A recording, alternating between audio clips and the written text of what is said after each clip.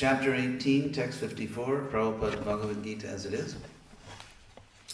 Brahma bhuta prasannatana sochati nakangshati samak sarveshu bhuteshu mad bhakti labate param.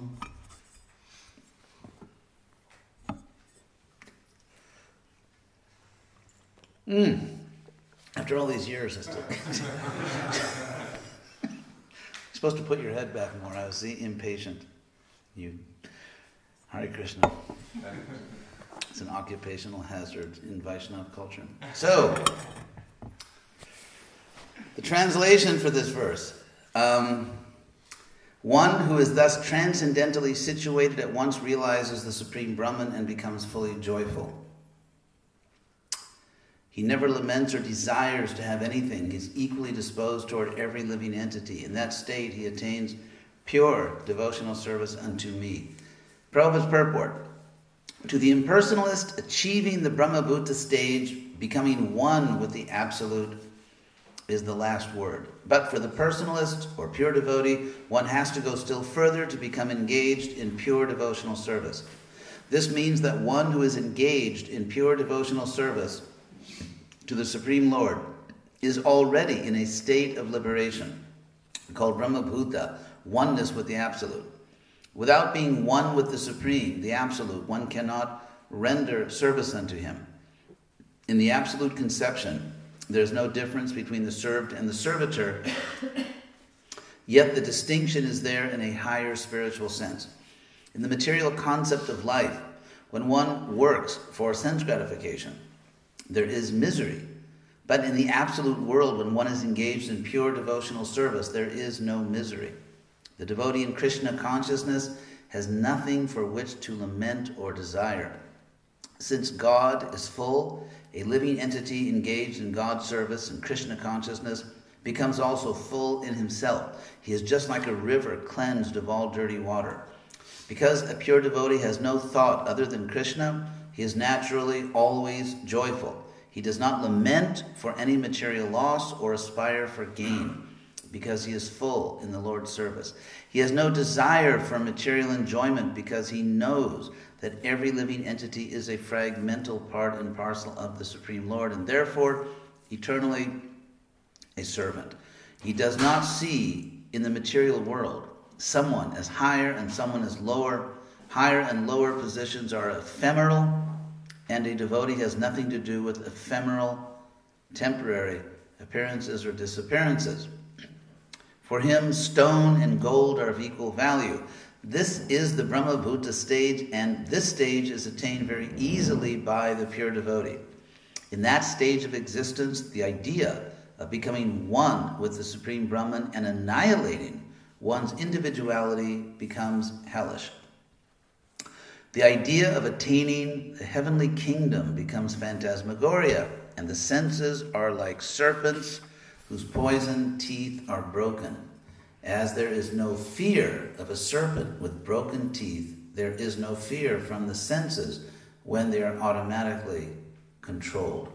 The world is miserable for the materially infected person, but for a devotee, the entire world is as good as Vaikuntha or the spiritual sky. The highest personality in this material universe is no more significant than an ant for a devotee. Such a stage can be achieved by the mercy of Lord Chaitanya, who preached pure devotional service in this age. Prabhupada-gita. Om Jnana Timirandhasya Jnananjana Shalakaya Chakshuru Militang Jaina Tasmai Sri Gurave Namah. Sri Chaitanya Mano Bhistang Stapitam Jaina Bhutale Swayam Rupa Kada Mayang Dadati Sapadantikam Brahma Bhuta Prasannatmana Sochatina Kamshati Samak Sarveshu Bhuteshu Mad Bhakting Labate Param.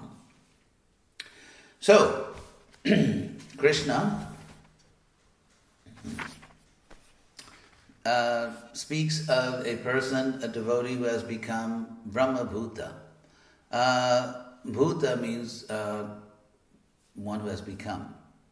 So one who has become Brahman, one who is existing as Brahman, or spiritually. Prabhupada gave the simple example: if you have a lot of money but you don't have access to your money, there's a really interesting French story, The Count of Monte Cristo, where there's buried treasure. Anyway, the idea is if you have money in the bank or a buried treasure but you don't know where it is, or you don't have access to it, or for some reason, legal or physical or psychological or whatever, you don't have access to your money, then you can't really enjoy it. You can't really live on that level of prosperity. So we are spiritual beings. Krishna explains in Bhagavad-gita 18.54, Mamai vangsa jiva loke. Every one of us is actually part of God. That is very good news. The bad news is we've forgotten that. So we're not able to actually live on that level. We are radically underestimating ourselves. If we take ourselves to be the body because of our attachment, we are, as I said, dramatically underestimating ourselves because we are something far greater than the body. We are something far, far greater than the body. It's like someone who's beautiful but thinks they're ugly, or someone who's rich but thinks they're poor. Actually, we are all part of Krishna. So rather than just try to make the body beautiful, we should keep the body reasonably well groomed and all that. You don't have to make extra efforts to be hideous. But the point is, rather than trying to impress the world, I'm so beautiful, I'm so intelligent. Of course, at my age, the beauty thing is not really an option, but still, even the pauper is proud of his penny. Even someone, no matter what age you are, no matter what your condition is, someone can try to impress other people by their beauty, their strength, their intelligence, their money, their social status. But actually, we are promoting the body.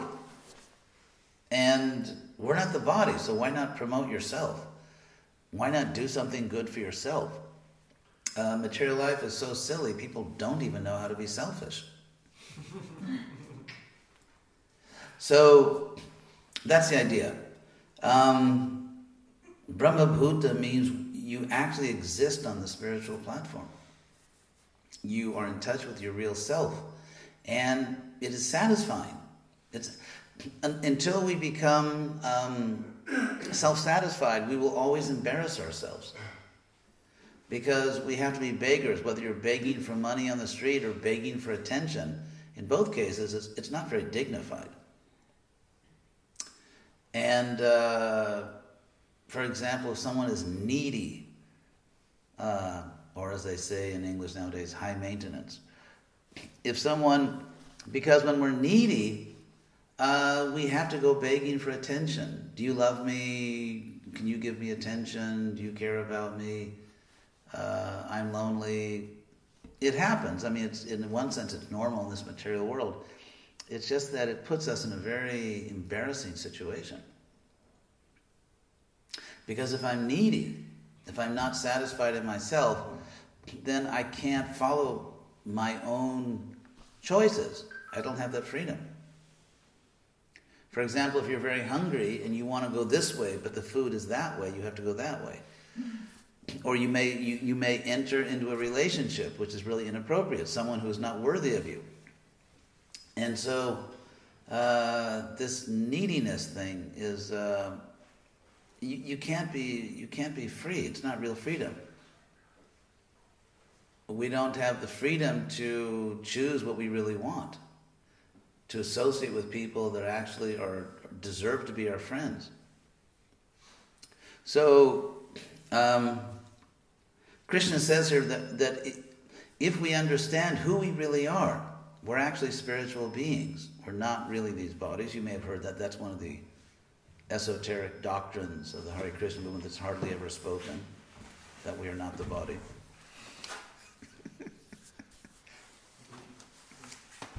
Anyway, so if we understand who we really are, then prasannatma. Prasanna is very interesting. The word prasanna is the past passive participle from the verb from which you get the word prasadam. Prasada means mercy or grace. So someone who has been blessed or graced, someone who therefore is happy and satisfied, is called prasanna. That's what the word prasanna means. So, a prasannatma, a blessed soul, or a soul who is happy, who is satisfied because they've been blessed, they've been graced. Prasannatma. So, brahmabhuta prasannatma, and in that condition, nashochati, we don't lament. Nakangshati, we don't hanker. It's interesting because if you think about it, in a sense, our conception of time is really psychologically constructed. Because it's the fact that we lament that creates in our mind the sense of past. The sense of past. Because if everything that existed yesterday still exists today, there's no loss. Even though, if you think about it, we can separate two different events. One physical, the other somewhat psychological. The physical event is, for example, the earth is going around the sun. I almost said the sun is going around, but I will not fall into geocentrism here. But from a phenomenological perspective, in other words, from how it looks to an observer, of course the sun goes around the earth goes around the sun, whatever. It amounts to the same experience. And so, for example, now the sun is setting and the day is ending, as many poets have said. So, and tomorrow the sun comes up in another day. So those are physical events. Either if you judge time by the movements of celestial bodies like the sun and the moon, or if you have an hourglass, one of those glasses with the sand falling down, or a watch. If you think about it, all the ways we measure time are merely physical actions. They're just physical actions. But time itself, not the measuring device, not the fact that so much sand has fallen into the bottom of the glass, or the sun has gone around, or on your watch. Not those physical events, but the psychological or the conscious perception of a past, present, and future. One does not necessarily require the other. In other words, we can imagine a world in which you saw events like that. You saw the sun, the earth going around the sun. It looks like the sun is going around the earth or whatever. You could see all these events. You could see the hands on a watch moving, and yet you would not have the emotional or the psychological sensation of past, present, and future. So, what is it that really makes us feel that there is a past? In fact, it's so strong that there's a whole genre of Hollywood movies. I'm from Los Angeles, so ask me anything about movies. Anyway, there's a whole genre of movies in Hollywood of time travel. Time travel really doesn't happen. If you think about it, in the Bhagavatam, there are different systems of time on different planets.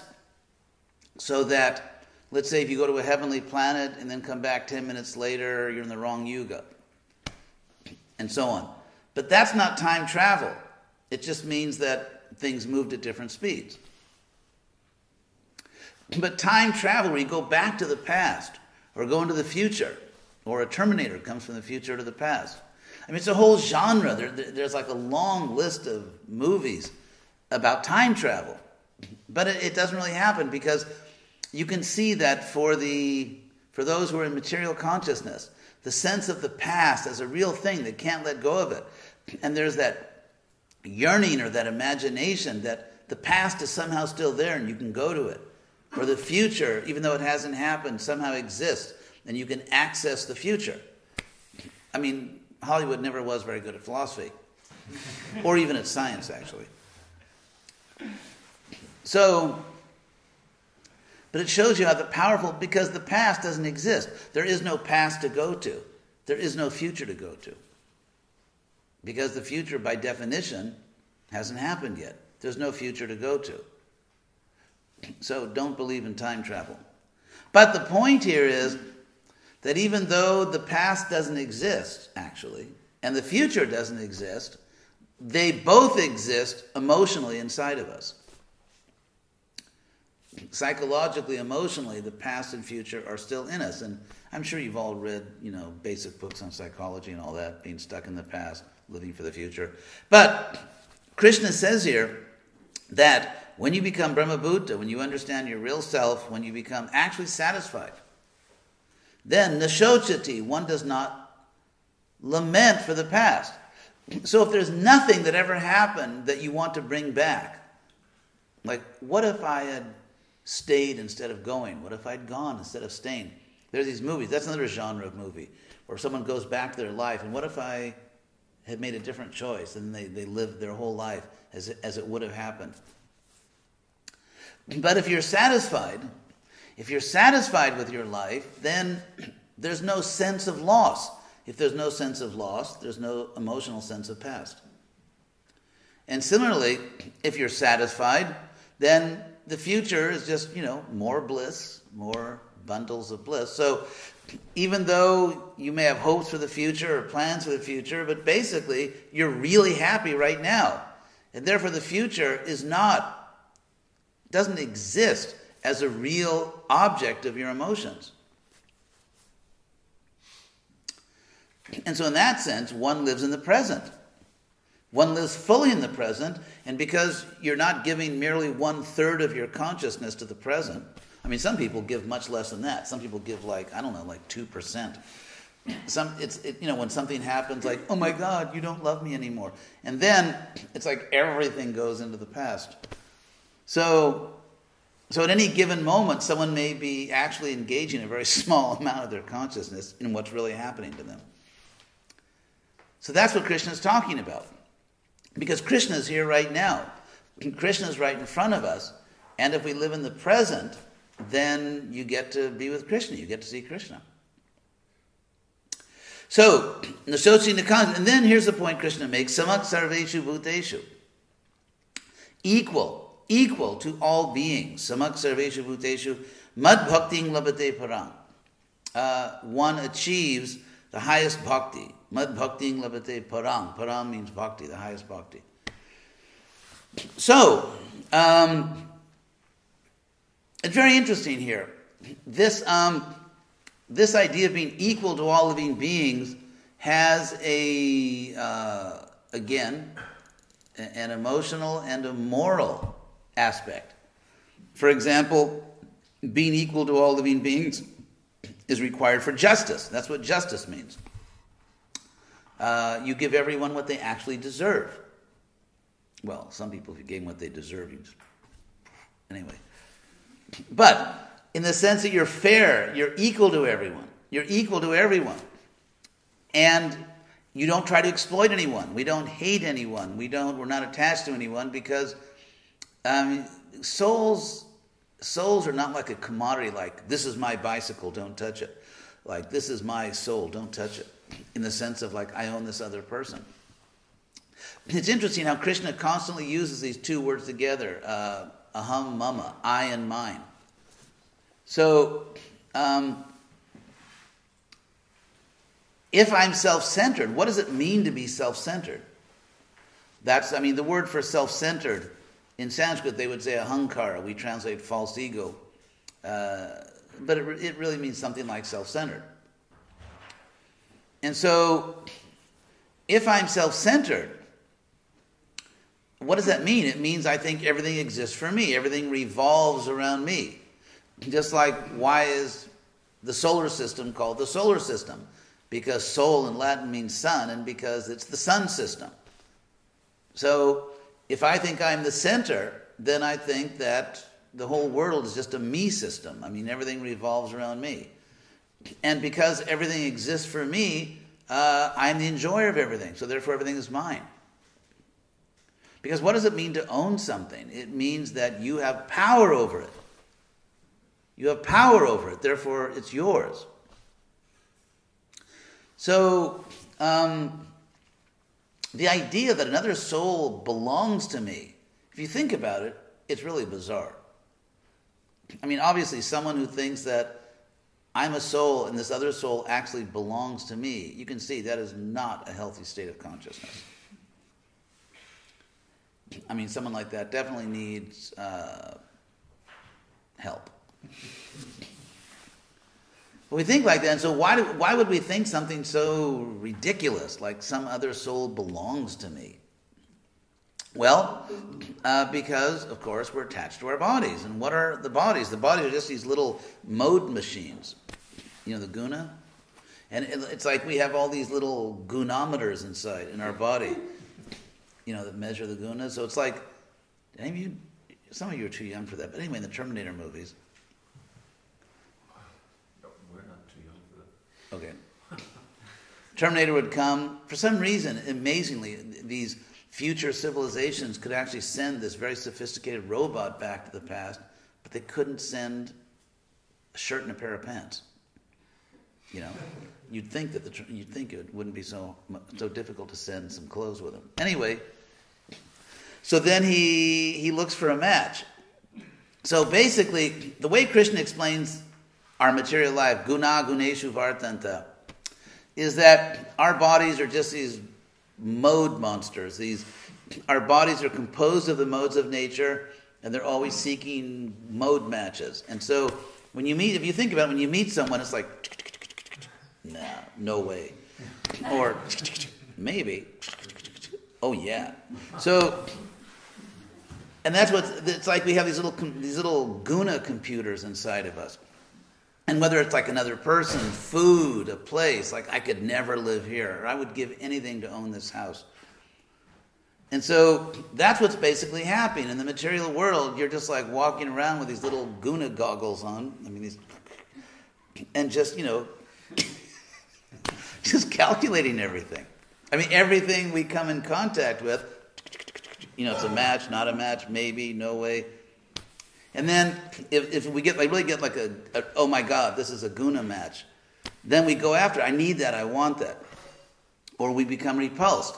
Some things we hate, we despise. And so that's all we're doing. It's just like, it's like, imagine like these little electric robots that just sort of bounce around. They're inside like a little children's game, and they bounce off some things and get stuck on other things. And they're like these little... And so actually, the more we're attached... Something's about to happen.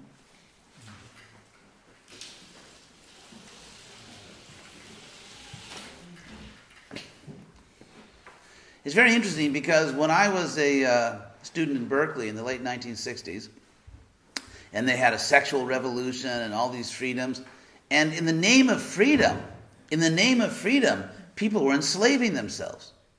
For example, in the name of freedom, someone takes heroin, and bye-bye freedom. We can make some free choices that destroy the freedom that enabled the choice. Actually, if you look at the sinful activities, the famous sinful activities, why are they sinful? Because they destroy freedom. They actually destroy freedom. If you think about it, gambling, people become so addicted to gambling, compulsive gamblers. It's disgusting. But like in Las Vegas and other gambling places, they can't leave the table or the slot machine, and they actually defecate. They have to have special crews that go around and clean up the gambling halls because, people destroy their lives. They destroy the lives of their families. It's a real addiction. So gambling, sex addiction, there's all kinds of 12-step programs for people with sex addictions. You read in the paper, someone, very respectable position, has money, family, power, and they totally destroy their life with child pornography or something like that. It happens all over. And so if you look at these things like illicit sex, gambling, intoxication, no problem to understand that one.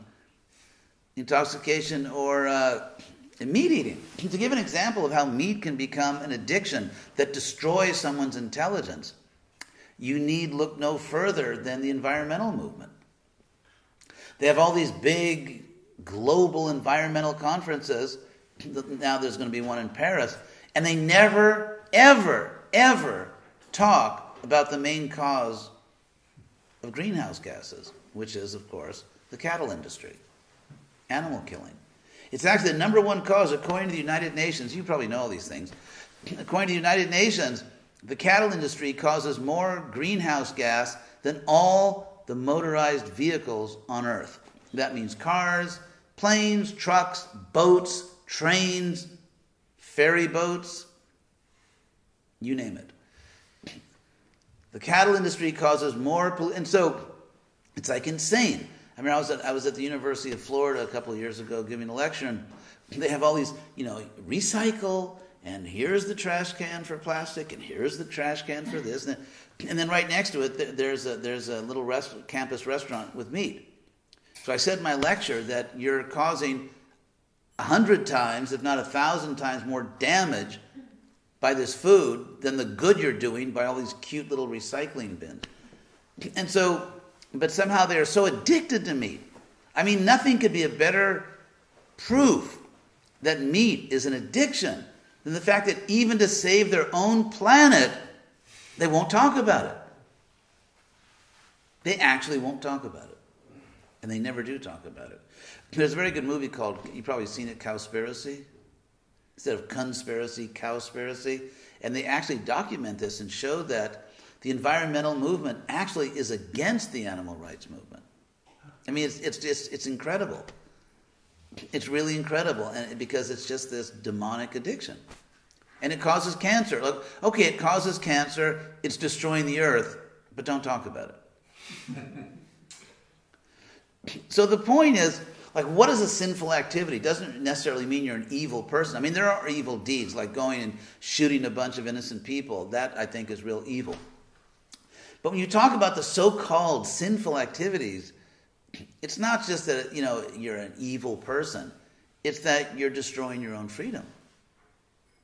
You're self-destructing. So, and of course, there's just like a long, if you think about it, like take material lust. Everyone's interested in that now that I have your attention. So if you think about material lust, everyone in the material world has some degree of lust. And so when it crosses a certain point, it becomes criminal. For example, the case of rape. The case of rape or child abuse and so on. And so it's a question of degree. And someone who has less lust, they can control it. And they can still act as more or less a civilized human being. But then, so Prabhupada, for example, when Prabhupada defines illicit sex, this is something which unfortunately is not, somehow this information is repressed for some strange reason. But Prabhupada, if you actually look it up, a lot of the time Prabhupada says illicit sex is sex outside of marriage. And sometimes he says it's sex that's not for procreation. So there's obviously this whole category of illicit sex there's a range of meanings. There's like an entry level. It starts here. Or let's say if someone that, let's say, engages in sex only in marriage, that's also, according to Prabhupada, following the principle. But of course that's not the highest standard. As one advances more in Krishna consciousness, one comes to a higher standard. And so if you think about it, and then there's adultery, there's sex outside of marriage, which often destroys the life of children. So if you think about it, there's all these different ranges, and then when sex is really out of control, it actually becomes criminal. It is officially criminalized by the government. And so it's interesting, you can see depending on the consensus values of a particular society, because the laws reflect, I mean, if you look at the relationship between societies and their laws, you could say the laws shape culture, but culture also shapes the law. When enough people in a society change their opinion, they change the laws. And so it's interesting, if you study different societies, to see at what point they criminalize sexuality. At what point they criminalize it, and in what range is it still considered to be legal? Perhaps not good manners, perhaps not admired, but still legal. There's actually 3 stages. There's a stage of criminal behavior, then there's a stage of legal behavior that is not respected, and then there's a stage of behavior which is legal and is respected. And so you can just study different societies to see where they draw the lines. And of course the lines move throughout history. If you have like a visual image flashing through history, you would actually see the lines moving based on human experience. Anyway, but it's our degree of attachment. It's our degree of attachment that determines to what extent we do not live in the present. We live in the past or the future, and aversion. So Krishna says, so that's one sense of being equal to all living beings. That's one meaning of it. That you see everyone as spirit soul. So you don't lust after anyone. You don't hate anyone. You would hate them if they were their bodies. But since they are not their bodies, we don't hate them. But only because they're not the body. Let's be honest here. But there's another sense of samak sarveshu bhuteshu, and it's a related sense, and that is, we not only don't lust after we don't become attached to people materially, or we don't hate them, but also we treat them fairly. We treat everyone fairly. Krishna emphasizes this. Suridak sarvadehinam, in the Bhagavatam, that saintly people are equal to all living beings. Or Krishna says, Pandita Samadarshana, wise people see all living beings equal. Equality is a big topic in the Bhagavad-gita. Krishna defines yoga as equality. Samatwang yoga uchate, 247. Krishna actually defines yoga as equality. And so this gets into an interesting point, an interesting challenge for a spiritual society. And that is, Krishna emphasizes very strongly that we have to be equal to everyone, but Krishna also explains that he himself has introduced a social hierarchy. In chapter 4, Krishna says, Chatur Varnya Mayasristam. I've created the Varna system, which is a hierarchy. In fact, the Bhagavatam and the Rig Veda, of course, originally, describe how the Varnas are mapped onto the cosmic body of God. So that the Shudras are the legs or feet, the Vaishyas are the waist, and the Kshatriyas are the arms or chest, and the Brahmins are the head. So it's definitely a hierarchy. So how do you reconcile these two principles of hierarchy and equality? The answer is that it's a challenge, and if we look at Indian history, just among many histories, sometimes they got it right, and many times they really didn't get it right. For example, on the one hand, we find a civilization that is more powerfully than any other civilization teaching the oneness of all life. On the other hand, you have what became perhaps the most oppressive social hierarchy almost in history. In terms of a civilization that actually went on for centuries, not just like some crazy sociopath dictator takes over and oppresses people, but a civilization, a culture that goes on for centuries. And at other times, India was the spiritual center of the world and a beacon of light. And so, the Bhagavatam is keenly aware of the problem. So, as the Romans would say, don't kill the messenger. I'm just reporting this. The point is that, for example, you'll find many verses in the Bhagavatam, such as what is that verse? Shama eva hi kevalam. What's the first line? That Dharmak swanushita pungsang vishwak sena katasu jat not pada ye jadiritim shama eva kevalam. The whole Varnashram system, if you don't develop love for Krishna, which means to see everyone equally, then you just wasted your time, useless labor. And there are many. The Bhagavatam, for example, says that just as you put a ring in the nose of an ox and you can just pull it because it's like unbearably painful, so you can control this huge animal. So you can be, so-called rational human being or this or that, or powerful, and yet one is dragged by one's attachment to hierarchy. So why this attachment to hierarchy? First of all, because we want to lord it over, and so you need someone below you. Because if no one's below me, I can't do any really good lording it over. So, excuse me, could you please be beneath me? It's just like, let's say you find an expensive car, and then, oh my God, my worst nightmare. Now everyone's buying that car. I lost my status because everyone's buying the car. Status means, by definition, few people have it. If everyone has it, there's no status. So we can also apply that to our sense of Vedic culture. There is a danger, just like Prabhupada, he taught us dovetailing. If you look at Prabhupada's history in New York, people were coming, they were attached to eating. Everyone likes to eat. So Prabhupada cooked wonderful prasadam so they could, okay, you want to eat prasadam. The problem is that unless you're an absolutely pure devotee like Prabhupada, Paramahansa, please raise your hand if that's your situation, and I will make sure everyone understands this doesn't apply to you. But if we're not great, pure, liberated devotees in the highest sense of the word, that means we're conditioned souls to some extent. We're still conditioned. And what's the conditioning? No brainer. The conditioning is we want to lord it over the material world. I mean, what else is conditioning? Prabhupada says we come to this material world because we want to enjoy without Krishna and lord it over. So that means even in a spiritual society, we can, how should I put it, dovetail our desire to think we're better than everyone else, and we can become very attached. Actually, it's possible. Lord Chaitanya talks about weeds in the garden. The garden is, the devotional creeper or devotion, but weeds grow. And one of the most prominent weeds is thinking I'm better than everyone else.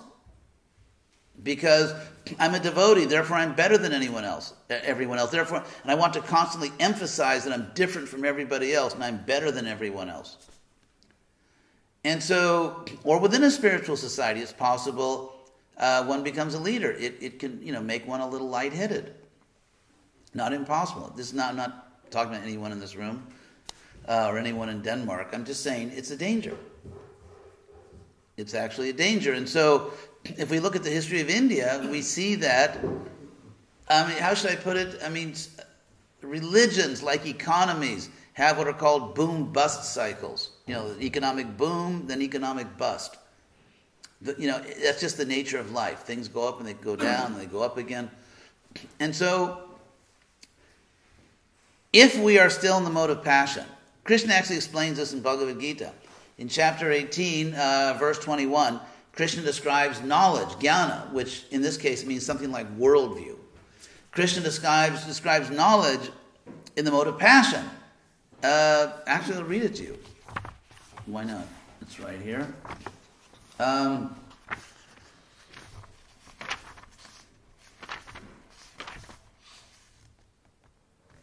Yes. Pritag-tvaina tu jnanam. Nana bhavan pritag vidan. Veti sarveshu bhuteshu tad jnanam vidhi. So Krishna says that you should know that when someone has a worldview or knowledge and passion, when they look at all different creatures, human beings, animals, whatever, men, women, they see the difference. They see that men and women are really different. They see that human beings are really different. Human beings and animals are really different. That people of different nationalities are really different. And so on. So, there are differences in the world. There really are different races, different genders, different ages, different ethnicities. They actually exist. But in the mode of passion, one sees these as reality. That's real. Men and women are really different. And Danes and Swedes are really different. And so on. Whereas in goodness, if someone has actually come to the mode of goodness, then sarva bhuteshu jain aikam bhavam abhyayam ikshate avibhaktam vibhakteshu tad jnanam vidhi sattvakam. Krishna says you should know knowledge and goodness means that of course you see the difference. Any fool knows there's men, there's women. Actually, there's men, there's women. And there's human beings, and there's animals, and there's this, and there's that. But in goodness, one sees, even in material goodness, for God's sake, not to speak of Krishna consciousness, even in material goodness, one sees that within all those different beings, there is one spiritual nature. And so if even someone claiming to be a Vaishnava, if someone is still in passion, then what really strikes them, what's really important to them about the world is how people are different. The main thing to know about men and women is they're different. The main thing to know about people of different countries is they're different. That's what's really important. And therefore all these, rules and regulations, that's what's really important. To never forget that people are different. Whereas in goodness, if someone is actually in the mode of goodness, then they see, okay, yeah, sure, of course, we have different kinds of bodies. But what's really important is that we're one. That's what's really important. That's what's really significant. The oneness.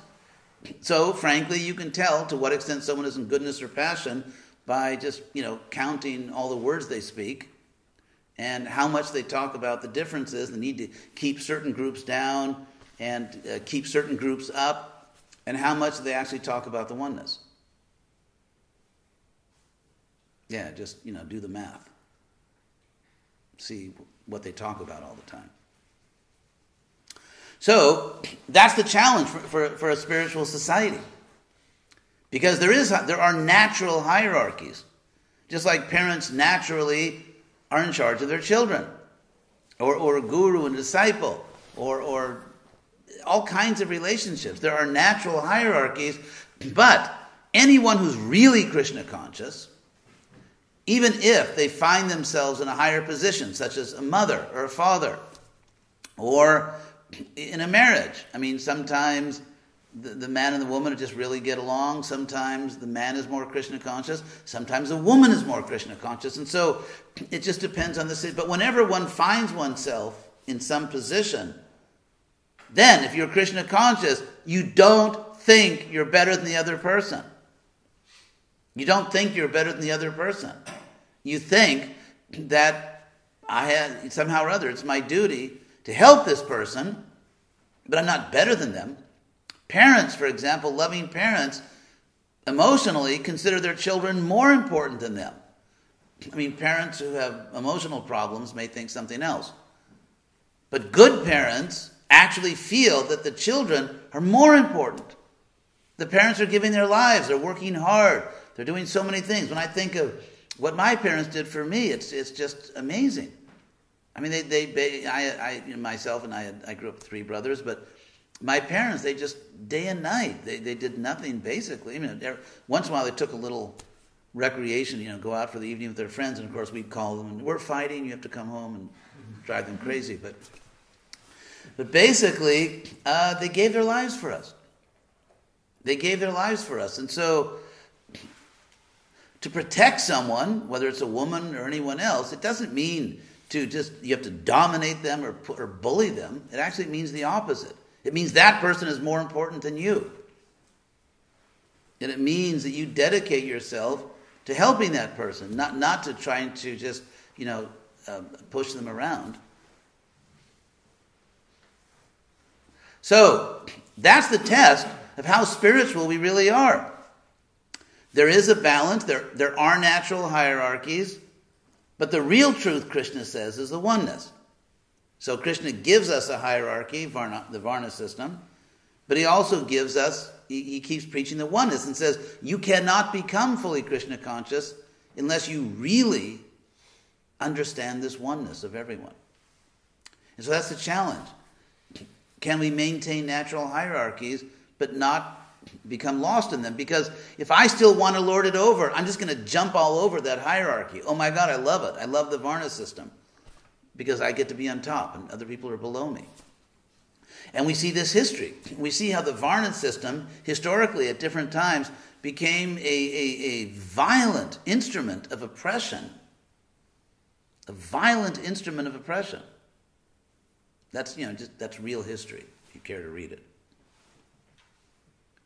So, and other times it led people to God. So, are we more passionate? Are we truly virtuous? Just look at, you can measure these things. Prabhupada said he came to start to reconstitute a Brahmin class. A Brahmin has to be intelligent. A Brahmin should think. So we have to be intelligent. We have to keep our eyes open. And we have to learn to act intelligently for Prabhupada so that we can serve his real interest. Anyway, any questions on these points? No refunds. Yes? You were speaking about the future is not existing and the past is not existing, and only the present is existing. So then how we can understand from Bhagavad-gita or the person who is Trikalagya, who knows present, future and past? Trikalagya, Kala there, usually as it's understood in the Bhagavatam, refers to different ages. For example, we are Chatur Kalagya, we are knowers of 4 times, namely, where are we now? Fall, winter, spring, and summer. That's why stores at a certain point start selling winter clothes, at another time they start selling summer clothes. So, for example, if you look at Vyasa, if you look at the Vyasa foreseeing the Kali Yuga coming, it's not that he said, oh my God, so-and-so is going to be king, and this person is going to do this. No. He saw the season. He saw that a terrible season is coming. And therefore, he made preparations in various ways. So, but we don't really have stories in the Bhagavatam where someone knows that, okay, 3 years from now, this person is going to walk through that door and ask me for a glove jamun or something. I mean, we don't really have stories like that. Yes? What about the chronologies in the Bhagavatam that Shukadeva, he talks about in the future? Yes. He's going to be this king, and he's going to have this son, and this come, and yes. and then his prime minister is going to kill him and take over. That's a good point. Yes. So that it seems that there are predictions, like, very specific predictions by Shukadeva. There are predictions like that, and how should I put it? And there's also a prediction of Buddha. Yeah. There's also kikateshu bhavishati. Of course, what the mundane scholars will say, that was written after the fact, as we know.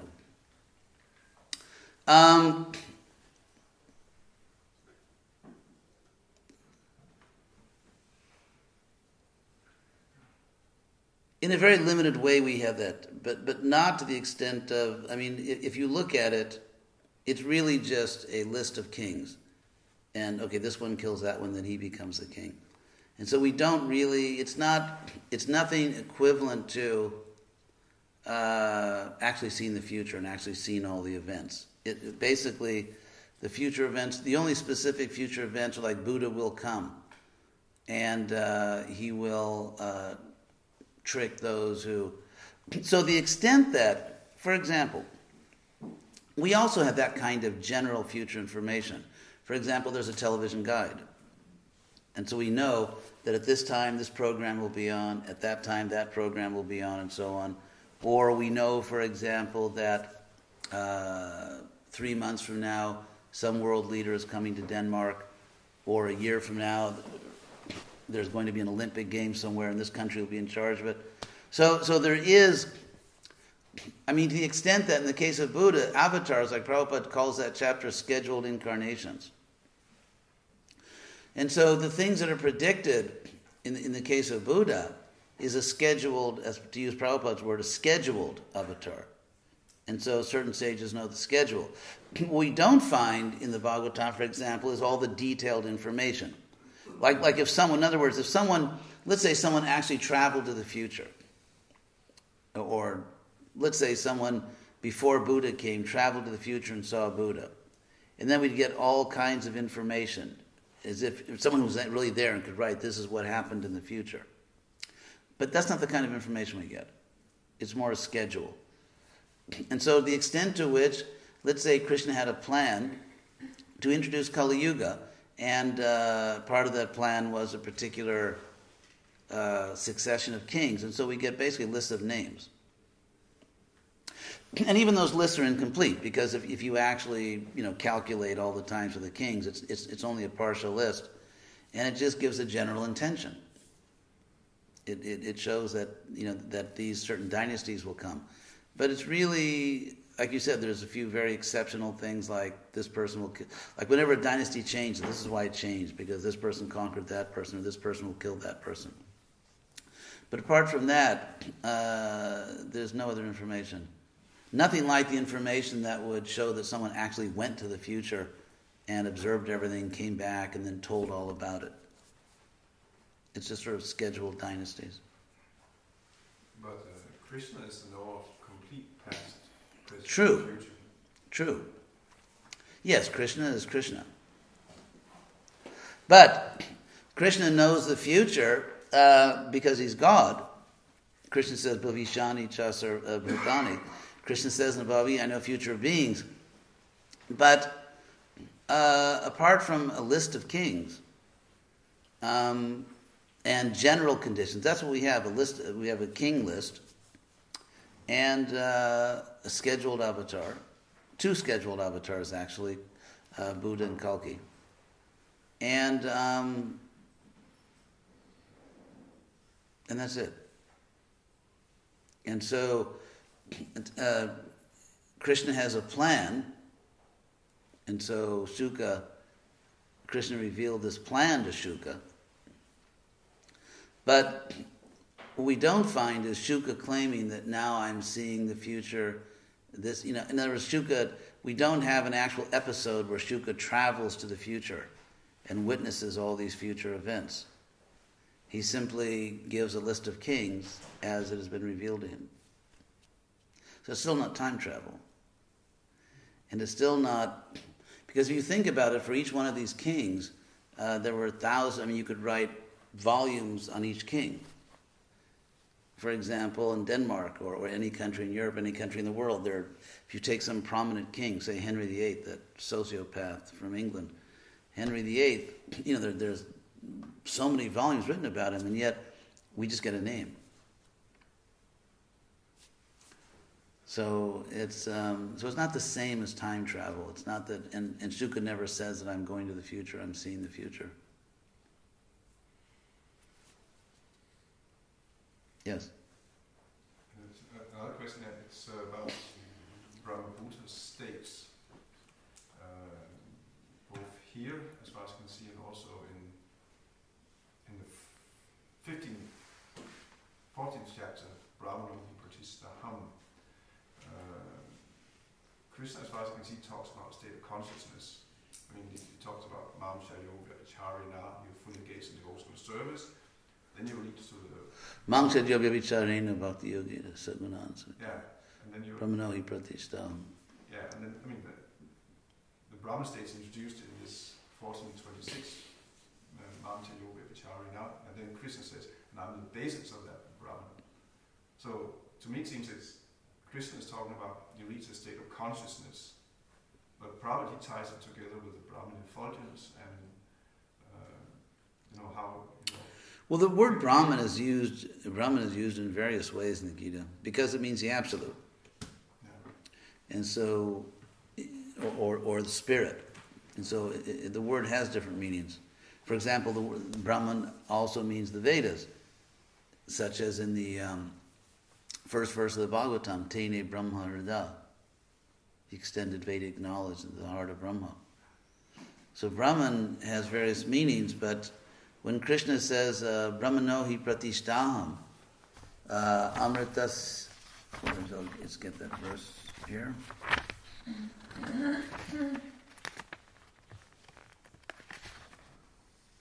Brahmano hi pratishtaham, amritasya vyayasya cha, shashvatasya cha, dharmasya sukhasya kante. Krishna sort of tangentially refers sometimes, the soul is Brahman. But Krishna generally calls the soul Atma or Purusha. And Brahman is not a common way of referring to the individual soul. And that's why Krishna says Brahma Bhuta, one who has become Brahman.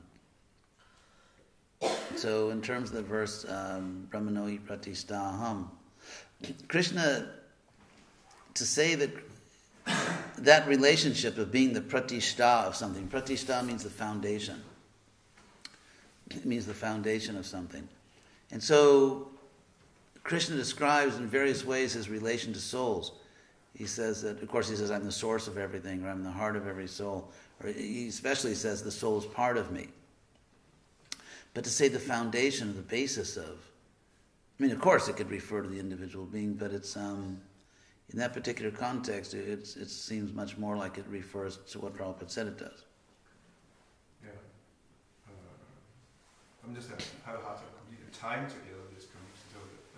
Well, if you look, for example, Krishna says Brahmarpanam Brahmahavir. If you look at all the verses in the Gita, it's actually in that book I just did, where I show all the ways Krishna uses the word Brahman. And he doesn't really use Brahman so much to refer to the individual soul. He uses a more general philosophical term about spiritual nature.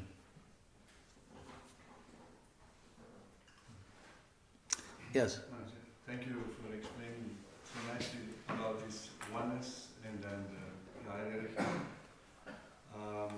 How to get a balance in our movement also amongst our devotees. We see the temple devotees or outside devotees. Sometimes how to not neglect them but involve them, what positions. We have difficulties throughout our history, right? So how to find that balance, to see the oneness and not, again, respecting the hierarchy, senior devotees, junior devotees, qualified devotees, seniors who are not qualified, juniors who are more qualified. How to get that balance? There has to be mutual generosity, in the sense that if someone, let's say, as you put, is a temple devotee, there should be a genuine appreciation and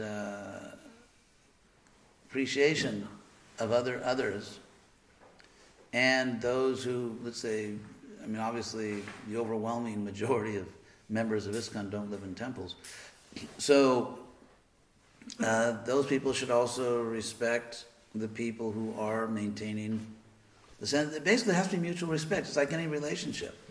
There has to be mutual respect, genuine mutual respect, mutual appreciation.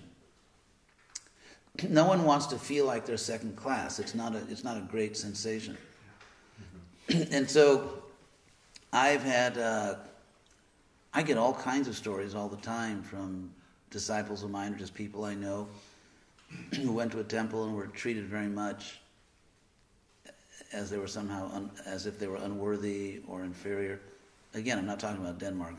But it's something that goes on. So if someone still has a desire to be better, I mean, if you think about it, in the material world, that's all anyone ever does. I mean, what else do people do in the material world except try to be better than other people? And so, if we're not pure, if we're not really serious about Krishna consciousness, then we will grasp at anything, just any justification to think we're better than other people. So the people in the temple should feel they're serving the outside community, and the outside community should feel they're serving the temple. If everyone has a mood of service. But again, someone is qualified to be a leader precisely when the person is free of the desire to be better than other people. Someone who is attached there. In other words, if I really think I'm a sannyasi, that's obviously I'm a fool. I mean, I have the duty of a sannyasi. I've accepted sannyas dharma, but ultimately I'm not this body. And Lord Chaitanya himself said that I'm not a Brahmin, Kshatriya, Vaishya, Shudra, sannyasi, vanaprastha, and so on. So If as a guru I think that somehow my disciples belong to me, or somehow just because I'm a guru I can tell them what to do in areas where I have no expertise, like financial planning or perhaps marriage counseling, or whether they should go to college or not. I mean, to think that because I'm a guru, therefore I know everything about things I obviously don't know, then it's just a question of false pride. if I think that because I'm a sannyasi, I'm better than people in other ashrams, I'm just a fool. So the minute someone really believes I'm really a sannyasi, that means they really don't understand.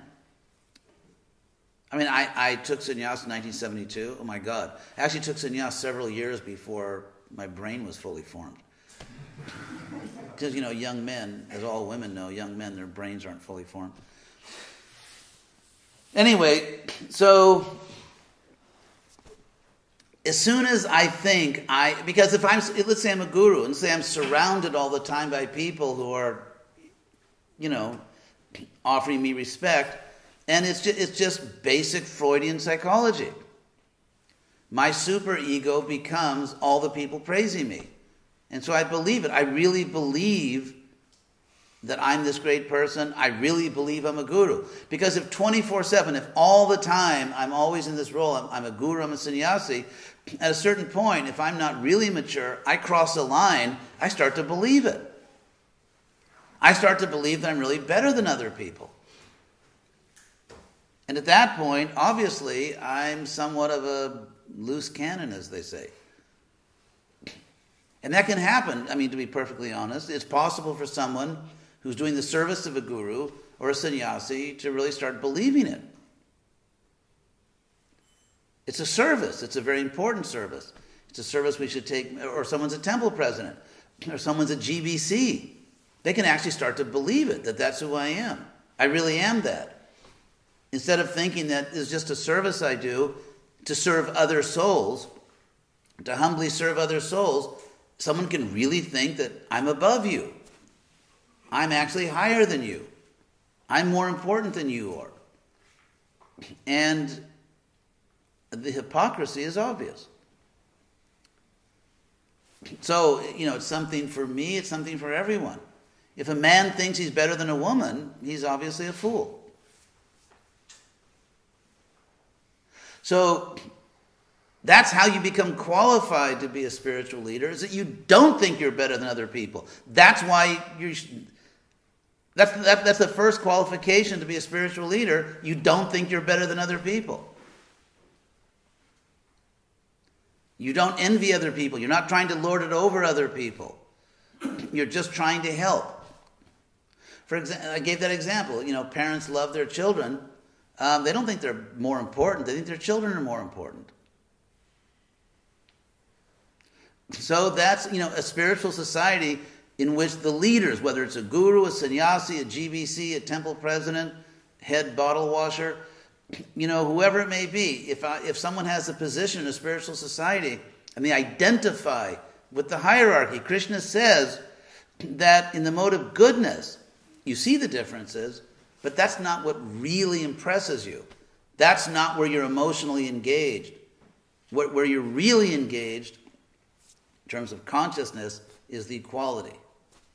We honor the hierarchy. Okay, it's my job to accept a flower garland. Thank you very much.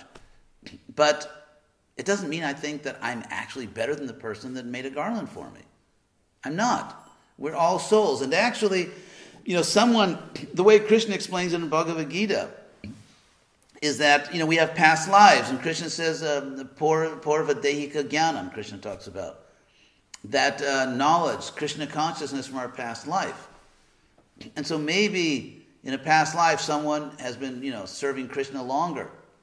But this is the way I see it. For example, if I'm trying my best and someone else who doesn't have a big position in ISKCON is trying their best, then that person is equal to me. It doesn't matter because what Krishna values is your effort. Or there may be a devotee that has no position in ISKCON, but at a given moment they may be trying harder than I am. In that sense, they're pleasing Krishna more than I am, despite all my titles.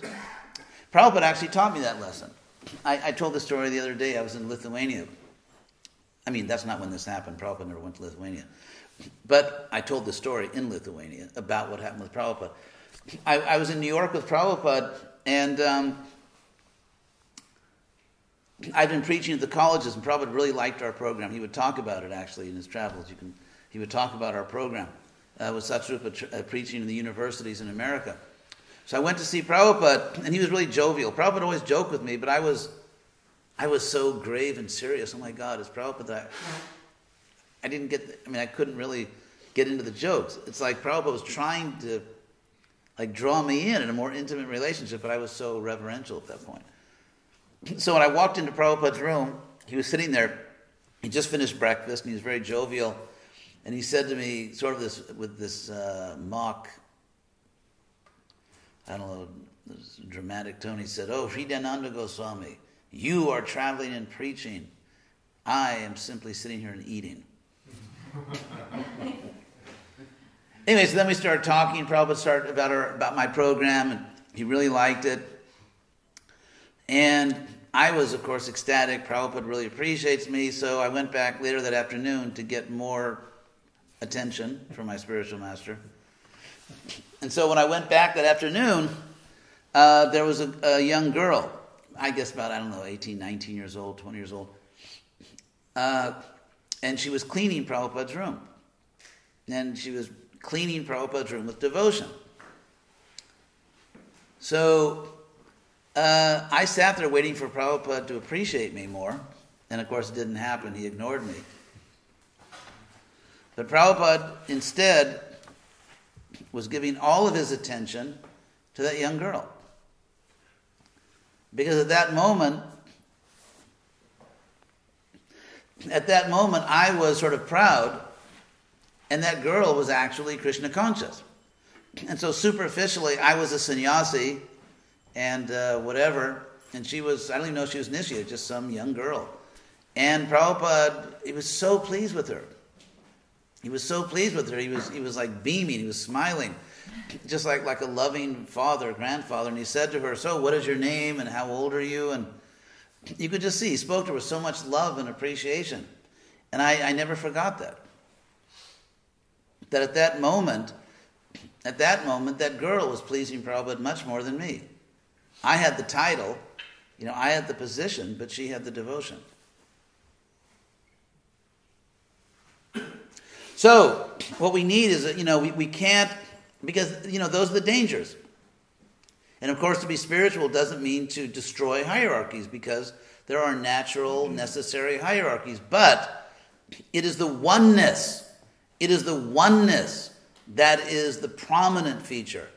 As soon as the hierarchy becomes more important, guru, GBC, sannyasi, as soon as that becomes more important than the oneness, then basically we're on the material platform. So, of course, people naturally respect someone who's advanced in Krishna consciousness, but the person is advanced precisely because that person doesn't think that he or she is better. In fact, the definition of, Prabhupada's, what he always says about Paramahamsa, the highest stage of spiritual realization.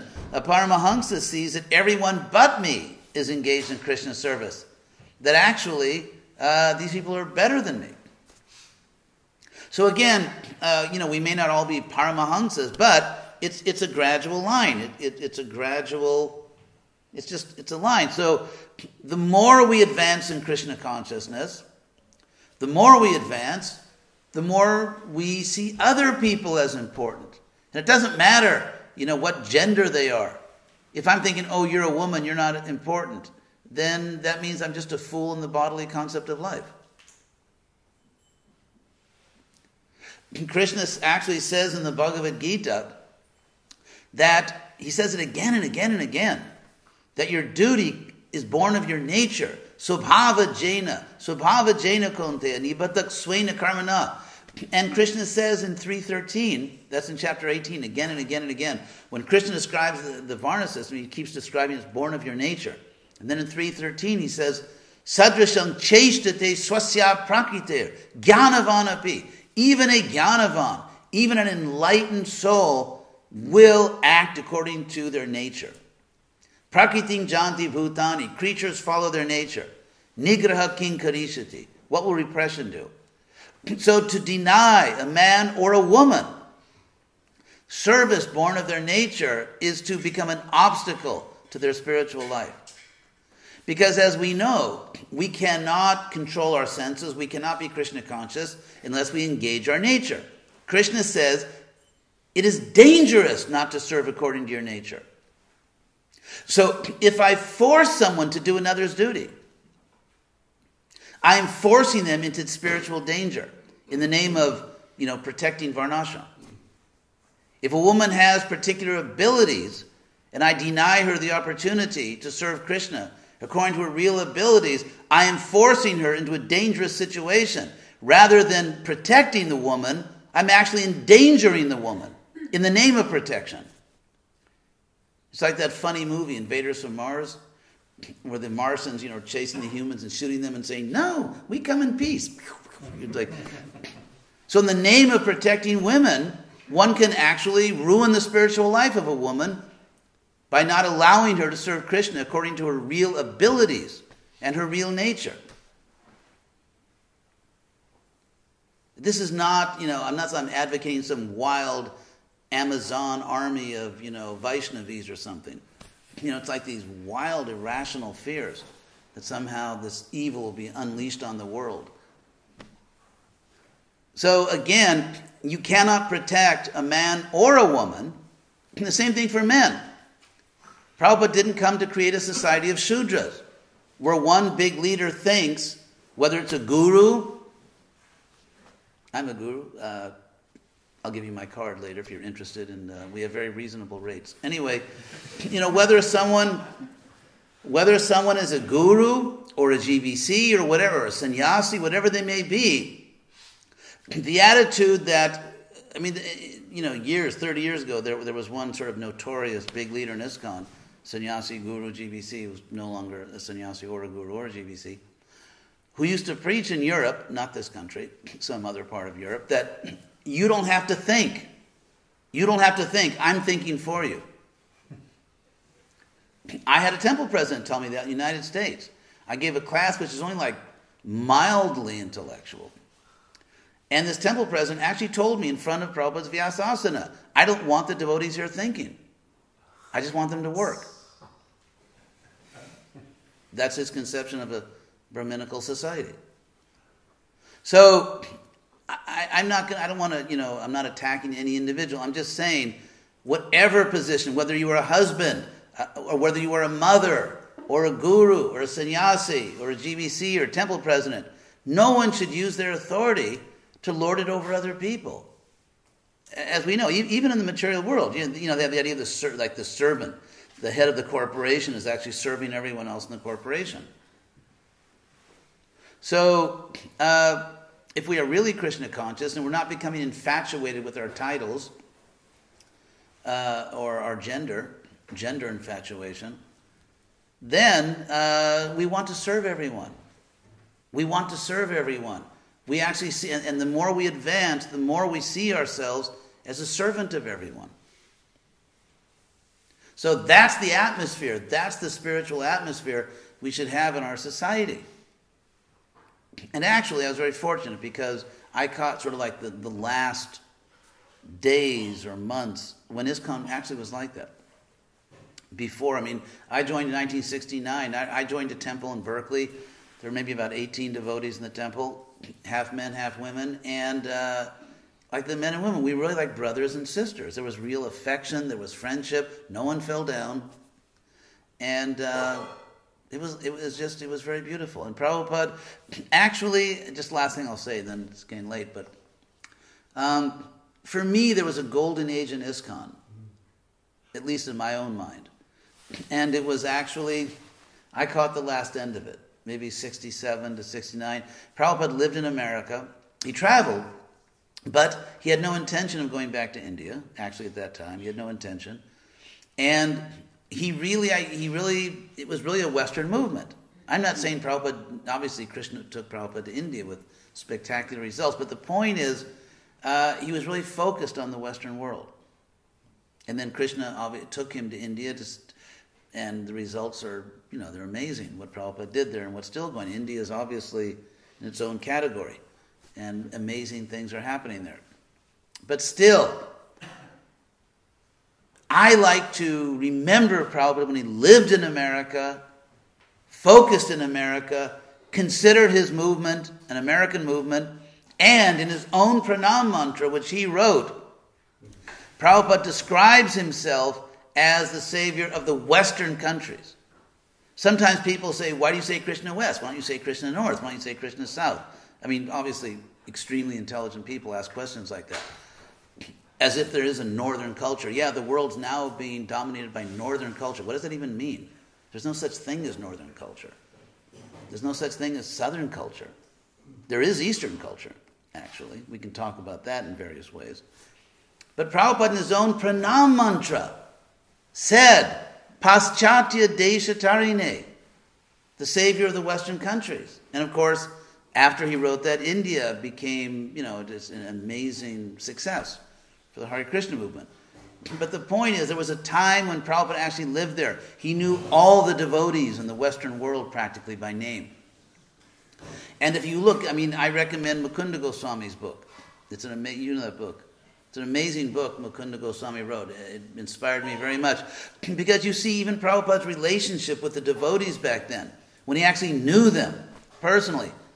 And he actually took the role of the spiritual master, and as far as the details of how to spread the movement and all that, he trusted his intelligent Western disciples to figure it out. Figure out how to save your country. And so, anyway, there's no time to go through the whole history of ISKCON. What happened, the sociology of ISKCON radically changed, relationship between devotees changed, relationships between men and women changed, relationships between devotees and non-devotees totally changed, and frankly, not for the better. That's a whole story. And now, of course, ISKCON, in that sense, has matured greatly, and there is real concern about relationships and so on. But we still have some lingering customs. So that's the kind of movement that will attract everyone. A movement where there's real loving relationship among devotees. Hierarchy is there, but it is subordinate to the oneness that comes out of love. It's like in a family. There's a family get-together, a family dinner or something. One brother is wealthy, another brother is, still hasn't got a real job. But when the family meets, it's all family. And so that the oneness that comes out of real affection and appreciation, that is what has to characterize ISKCON, not hierarchy. The hierarchy is there, but it's only there to serve the loving relationships. It's like I'm in the sannyas order of life, which basically entitles me to free lunches everywhere I go. So, because, I just did the math and I realized this is a great deal. So, we can all be here together. We're all here together, men and women. We're completely safe. We're completely happy together. Why? Because we have culture. We all know that how a sannyasi should behave, how a grihastha should behave, how a lady should behave. We have culture. And it's the culture, this culture of chastity is not meant to separate us. It makes it safe for us to have loving relationships. And if one thinks that all this varnashram stuff is really meant to keep us apart, they've completely misunderstood Vedic culture. The whole purpose of having rules is to make it safe for people to love each other, to have real friendship, men and women, to be like a spiritual family. That's the whole point of it. And the purpose of leadership is to try to encourage and inspire other people to become leaders. A leader who's looking for followers is not a leader. A real leader is looking for leaders. A real leader is looking for leaders. If I, as a guru, if I become attached to having disciples, it's so much fun to have people subordinate to me. Then that's nonsense. Loving parents, their only purpose is to see, Prabhupada said this, is to see their children grow up to be healthy and strong and autonomous. The greatest happiness for a parent is to see my child can take care of himself or herself. And Prabhupada said, I read a letter he wrote, that in this world no one wants to be defeated, but parents are very happy when their children do better than them. So if I'm a leader in ISKCON, at any level, guru, sannyasi, GBC, temple president, in my relationship with other people, so-called subordinates, my only wish is to build them up. Not that I want to keep them under me just to gratify my own nonsensical desires. My happiness is to see the people I'm responsible for doing better than me, becoming autonomous, becoming leaders themselves. There's no other justifiable reason for one soul to be over another soul. There is no other good reason except to help that person become great, to help that person become independent, to become free, to become Krishna conscious. So we can tell the sign of a good leader is that a good leader produces more leaders. That's a sign of a good leader, that we produce more leaders. We inspire people to take responsibility. It's like Prabhupada. Prabhupada was such a great disciple of his guru. What's the symptom? He produced so many more disciples. There's no other reason to be a leader except you want to serve other people and make them leaders. Whether they can just be leaders of their families or leaders of a temple, leaders of the world, whatever. And any desire to keep people in a subordinate position is simply demonic. As long as people need our help, we should help them. I mean, if someone is unqualified or irresponsible, we can't just artificially put people in positions. But the point is, if I, as a guru, as a sannyasi, as whatever, if I have any desire to have people beneath me, and I deal with them in a way to sort of keep them beneath me, then I'm unqualified. Then I've betrayed the trust they've put in me. And so every one of us, it doesn't matter what my title is. I have this or that title. You know, you can't get back to Godhood with titles. It requires real Krishna consciousness. Anyway, that's my inflammatory message for tonight. And yes. Yes. I'm quietly reading out these discussions on the Varnashram, and it is amazing how Prabhupada stressed this. So you was a lot of there in these discussions. So why Prabhupada stressed so much the Varnashram? Because the world is totally out of control. It's like we live in an age when people are like barbarians. I mean, the first stage is just like calm down everybody and to establish that, you know, what a Brahmin is and so on. I want to end this by praising Denmark. What is your name? Yes, I asked you to go to Denmark. Denmark's a great country. I've been traveling around Europe, and it's fascinating for me because, for one thing, I'm sort of a historian, and Europe has always fascinated me. Denmark was voted to have the best government in the world in terms of honest government, happiest people. So, I mean, Denmark is actually, even in terms of material life, it's a model for the world. And so why not ISKCON be a model for the world? I mean, this is a great country. It's like if you have a little child. If you have a child and your child does any little thing, oh, what's that a picture of? Oh, isn't that nice? The parents are so happy, isn't it? If the child just takes a first step or just pronounces a word, it gives so much happiness to the whole family. So rather than engage constantly in one of, our favorite pastimes, smashing the non-devotees, and they're degraded, they're this, they're that. I mean, they are. But the point is that why not be like loving parents, like any little thing they can do? Why not give credit to the fact that the government of Denmark is 100 times more Vedic than the government, say, of India? In terms of honesty, in terms of actually providing public services. I mean, the idea is not to smash India. India is doing very well. They have a super Krishna conscious movement. We know India is the land of Krishna. It's not India bashing. But why don't we see that in a country like Denmark, there is Vedic culture? Obviously, there's a lot of non-Vedic culture. I mean, there's a huge amount of non-Vedic culture, but the fact that people here respect each other. I was just reading today an article saying, why are people in Denmark so happy? And so they actually studied that, professional psychologists analyzed it. One of the reasons was because Danish people, in general, not everyone, but in general, they're nice to other people. Even if they don't know them, they're nice to other people. It's not like typical in third world countries. If you're my family, if you're my friends, I'll do anything for you. And if you're not my family or friend, I'll do nothing for you. Even if you want a government service, which you are legally entitled to, you have to pay me to do it. So, emotional concern is like money. You've only got so much to spend. And so from a sociological perspective, one of the main features of third world cultures is that you take all of your concern and you invest it in this sort of obsessive attachment to one's own family and friends. And the rest, and there's nothing left for society. Society, there is no public. The public is nothing. The public doesn't matter. It's just my friends and family matter.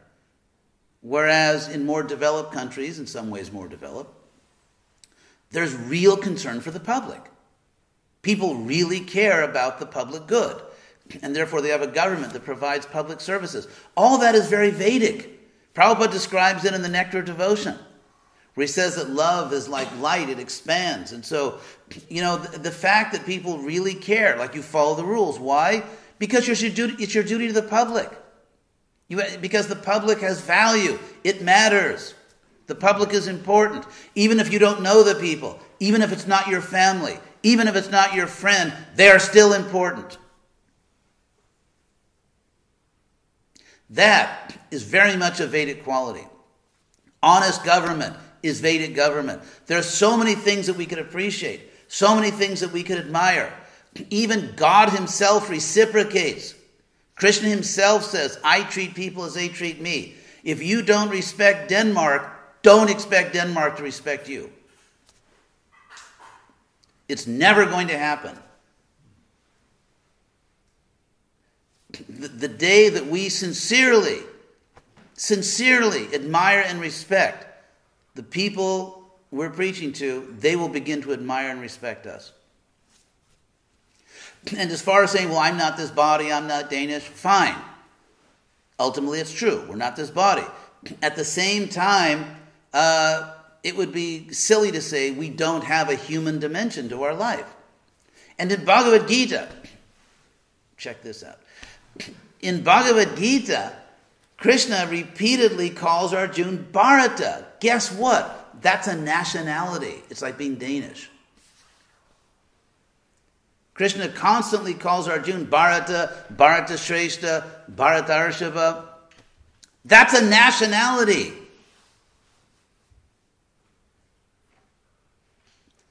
Krishna, good enough. Krishna showed respect for Arjuna's nationality. That was a country. So yes, we're not this body. That's true. But at the same time, if you don't feel solidarity with the people of this country, they will not feel it with you. If there's not a real feeling of affection, like, yes, I care about these people, I respect these people. If we don't feel that, they will not care about us and they will not respect us. It may make us feel good to, constantly talk about how bad non-devotees are. Maybe it does something for us psychologically. And we should be aware. I mean, obviously we have to know that certain things are wrong.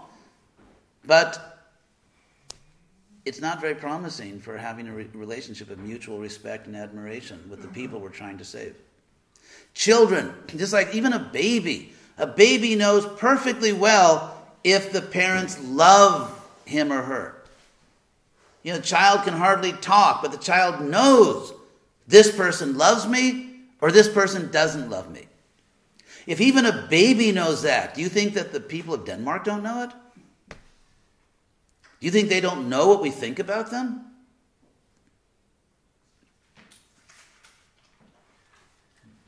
They don't know that we think that everything they do is inferior. You guys don't know how to dress. You don't know how to do anything. Everything you do is wrong, and everything we do is better. And the day you realize that, God will accept you.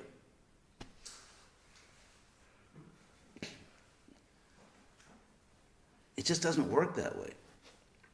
And again, the more we go to the Paramahansa stage, the more we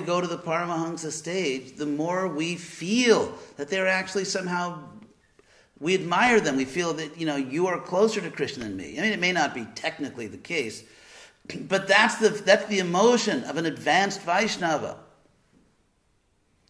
If you read the Jaiva Dharma by Bhaktivinoda Thakur in the beginning, where I forget the name, but that person goes to his guru. And the relationship between guru and disciple is not like this hierarchy, like you can't breathe unless I tell you to. It's not like that. There's mutual respect, mutual affection. Anyway, I hope I haven't offended too many people. So, last thing, then we have to end, yes? Maharaj, very important thing for me. You are speaking that the past is existing in our emotions and future similar. But if we will understand that we are in present and Krishna is in present with us, so how to, and if we can, to, cut off or abandon these emotions, connected to the past or future, and that we have to become absorbed in serving Prabhupada's mission. And it's our responsibility to Prabhupada to figure out a way to make this movement successful. When I went into Prabhupada's room, because we were having success in Latin America, I'd walk in his room, the first thing he would just say, how many temples did you open? How many books did you distribute? How many devotees? It was like this ecstatic relationship. We have to figure out the way. Prabhupada said modern society is a headless body. The problem is that ISKCON, the devotees, are a disembodied head.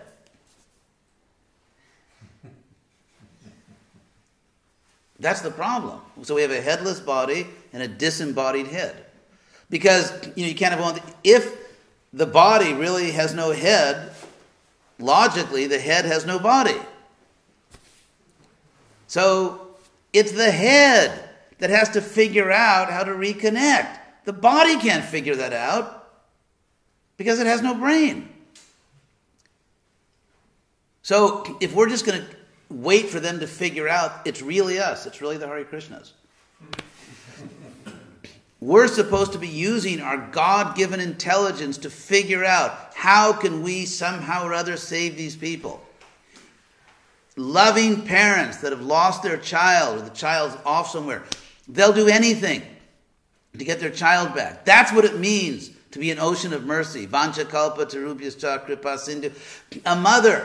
If a mother has to feed her child. If the child won't eat this or that, the mother doesn't stop until she finds something the child will eat. The mother doesn't say, no, this is the bona fide food. If you don't like it, starve. That's the ocean of mercy. This is how we present ourselves. If you don't like it, go to hell. Ocean of mercy. The mother, isn't it? She does not stop until she finds healthy food the child will eat. That should be our mood. Obviously, the mother's not going to give the child poison. And I said healthy food. So we are not going to do anything which is against our principles. Our basic principles. But it is our responsibility to Prabhupada, within our basic principles. We have to find a way to reach these people. And when we are thinking day and night, like any loving parent thinks day or night of their child, if we are thinking day and night, how can we get them to accept Krishna? Then we'll be free of past and future.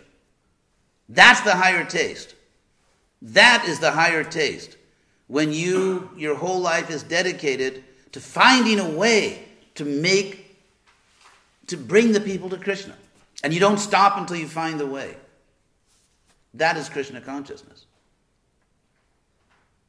Not like a mother, you don't like this food, that's a bona fide food, then starve.